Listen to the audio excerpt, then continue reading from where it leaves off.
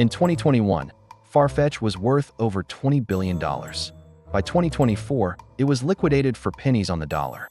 This is the story of how the kings of luxury e-commerce went from billion-dollar valuations to total collapse, and what it reveals about the future of shopping for designer goods online. But here's what most people got wrong about this story. Everyone said Net-a-Porter collapsed too. They didn't. And understanding why one survived while the other died tells us everything about what just happened to luxury fashion.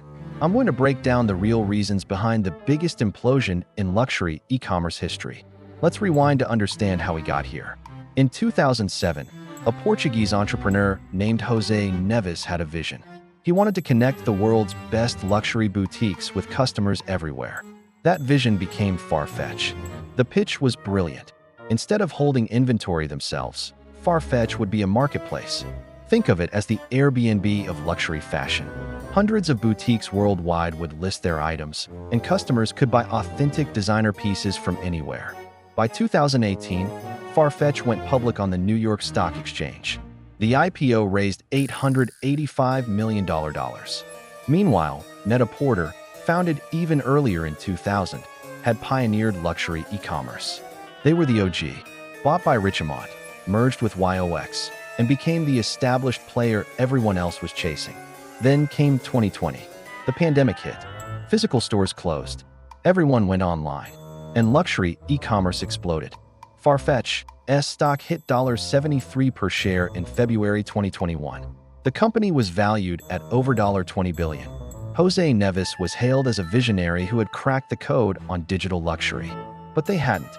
They'd just been in the right place when everyone was stuck at home. Here's what was happening behind the scenes that nobody wanted to talk about. Problem number 1. The discount spiral. Farfetch started relying heavily on discounts and promotions. When you're selling a $3,000 handbag, margins matter. But they were burning cash to acquire customers who were only buying on sale. That's not a luxury business model. That's a race to the bottom. Problem number 2. The brand said no thanks. Luxury brands like Louis Vuitton, Gucci, and Hermes started pulling back from wholesale. Why? Because they could sell directly to customers themselves. Better margins, better control, better data. Why give Farfetch a cut when you can build your own website?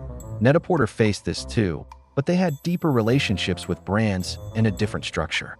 Problem number 3. Cheap money dried up. From 2021 to 2023, interest rates skyrocketed. The era of cheap venture capital ended. Companies like Farfetch that had been burning through cash suddenly couldn't refinance debt or raise new funding easily. Farfetch had burned through at least $1 billion since going public.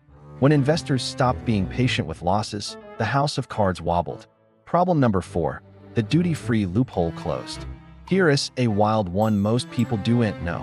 Luxury e-commerce platforms had been exploiting duty-free regulations. They'd ship goods through low-tax jurisdictions to save customers money. When regulators cracked down, one of their competitive advantages vanished. By late 2023, Farfetch's stock had crashed from $73 to 64 cents. 64 cents. The company was hemorrhaging money and running out of options. In December 2023, there was a last-ditch rescue attempt. South Korean e-commerce giant Kwang swooped in and bought Farfetch for $500 million. That sounds like a lot until you remember this company was worth $20 billion just 2 years earlier. That's a 97% wipe-off. But even that rescue failed. By February 2024, Farfetch entered liquidation in the Cayman Islands. The dream was officially dead. Thousands of boutique partners were left scrambling. Customers with pending orders were in limbo. Investors lost billions. José Neves, once hailed as a genius, watched his creation disintegrate. And Farfetch wasn't alone. In 2024, Matches Fashion, another major luxury platform, shut down completely. The entire multi-brand luxury e-commerce model was in crisis. So what about Net-a-Porter? All those headlines saying they collapsed too? Completely wrong. Here's what actually happened. Net-a-Porter, as part of YOX Net-a-Porter, was owned by luxury conglomerate Richemont. Richemont had been trying to figure out what to do with this division for years. In April 2025, yes, just this year, German luxury e-commerce company Mytheresa acquired YOX Net-a-Porter. They didn't collapse. They got new ownership. And early reports suggest the merged entity is actually doing okay. They're operating under a new parent company called Lux Experience, which is publicly traded and showing some positive metrics. So why did Net-a-Porter survive when Farfetch died? 3 reasons. 1. They actually held inventory and had tighter control over the customer experience. Farfetch's marketplace model was too fragmented. 2. Stronger brand relationships built over 20+ years of operation. Brands trusted them more. 3. They had a corporate parent willing to absorb losses and restructure rather than let it completely fail. Farfetch was on its own. So what does all this mean for the future of luxury shopping? Here's my take. The multi-brand marketplace model is broken, at least the way Farfetch did it. You can't compete with brands selling direct to consumers while also burning cash on customer acquisition and dealing with razor-thin margins. Physical retail is back. Luxury brands are investing heavily in flagship stores and experiences. Turns out, people buying $5,000 bags still want to touch them first. The survivors will be specialists. Companies like The RealReal, Resale, Sense, Streetwear Focused, and now the merged Mytheresa and App, established luxury, have clearer niches. The era of growth at all costs is over. Investors want profitability now, not promises of future dominance. Farfetch thought they could become the Amazon of luxury. But luxury isn't Amazon. It's built on exclusivity, scarcity, and experience. When you try to scale it like a tech platform, something fundamental breaks. The Farfetch collapse isn't just about one company failing.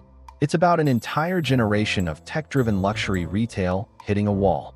$20 billion evaporated because the business model only worked when money was free and everyone was locked at home shopping online. Net-a-Porter survived by adapting. Farfetch didn't. And that's the difference between disruption and disaster. If you found this breakdown valuable, hit subscribe. I break down the business stories behind the headlines nobody else is explaining. What do you think? Is luxury e-commerce dead or just evolving? Drop your thoughts in the comments. See you in the next one.